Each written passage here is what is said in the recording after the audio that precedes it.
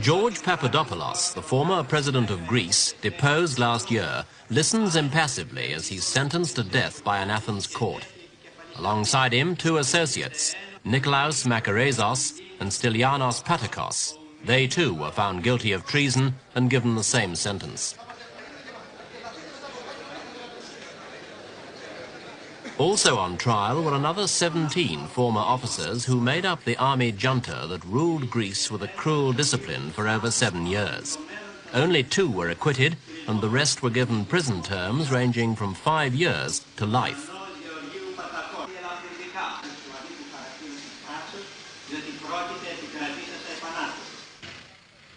At the same time, in a neighbouring court, another trial was taking place of 32 former members of the military police who were accused of torturing political prisoners during the junta's regime.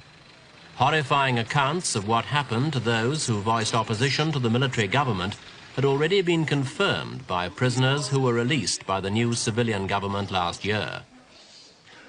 The men directly responsible for such atrocities are even more reviled than the junta leaders themselves.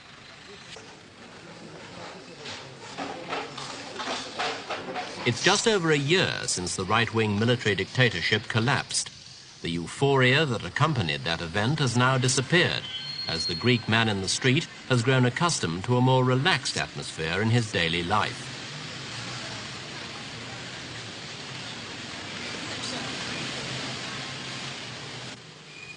Signs of the new regime are to be found everywhere in Athens. The lifting of censorship has brought a rash of new publications to the bookshops that would have been unthinkable under the junta.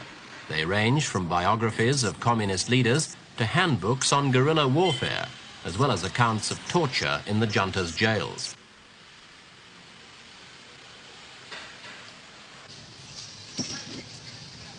Newspapers, too, are allowed to print what they like.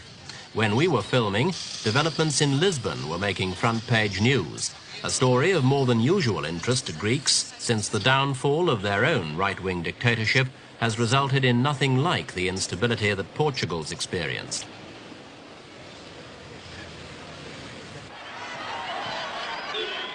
"14 months ago, the whole of Greece rejoiced, and the streets of Athens rang to shouts of democratic slogans.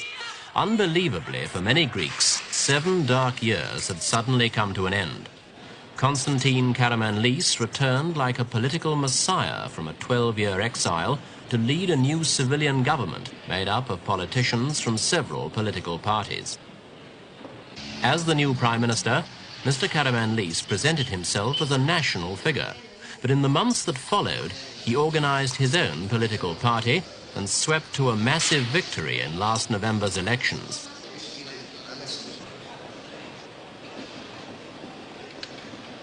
Under the colonels, Parliament, when it was allowed to operate at all, was nothing more than a rubber stamp for the junta's policies.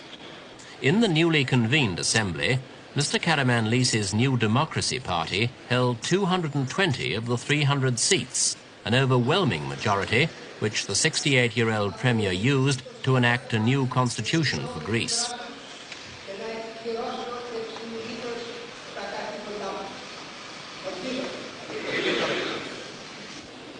Mr. Karamanlis drafted much of the constitution personally. It gives the president wide executive powers. He can dissolve parliament without consulting the government and rule by decree for 30 days in times of national emergency. Some opposition leaders see the document as a blueprint for Mr. Karamanlis's personal rule, and they expect the Prime Minister to move into the presidency in the not-too-distant future. For the moment at least, Mr. Karamanlis seems content to remain Premier, but the new lease has taken full political advantage from the delight most Greeks feel to be rid of the colonels. But now, people are beginning to judge his policies more dispassionately, and his critics are growing in number. Students especially are growing restive. It was they who helped to crack the foundations of the junta's rule by large and illegal demonstrations early last summer. And though they're overjoyed the colonels have gone, they've also realized that the Prime Minister is no natural political ally. After all, Mr. Karamanlis is a conservative, and many students hold strong left-wing views. Already, there have been clashes.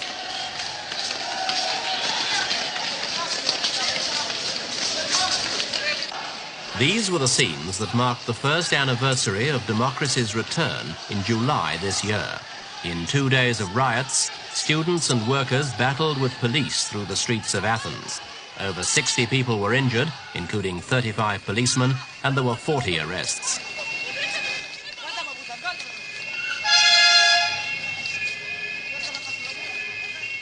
Left-wing students were protesting at a government bill designed to break their hold over student politics by compelling all students to take part in their faculty organizations, a kind of law against student apathy.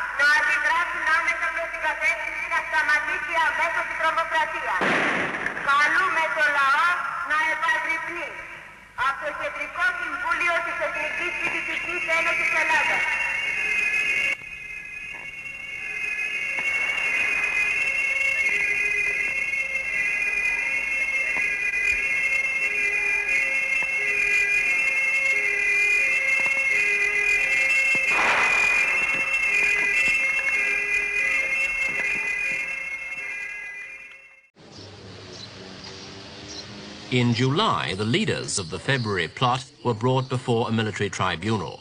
14 officers were found guilty and sentenced to prison terms ranging from 4 to 12 years. Surprisingly lenient treatment in view of the calls from all parties for exemplary punishments. These construction workers were on strike in July for better pay and conditions, despite government measures that have eased taxes and raised minimum wages. One minister has said that many people in Greece have enough to be awake, but not enough to be satisfied, and that if economic growth is halted, Greece could face a social revolution.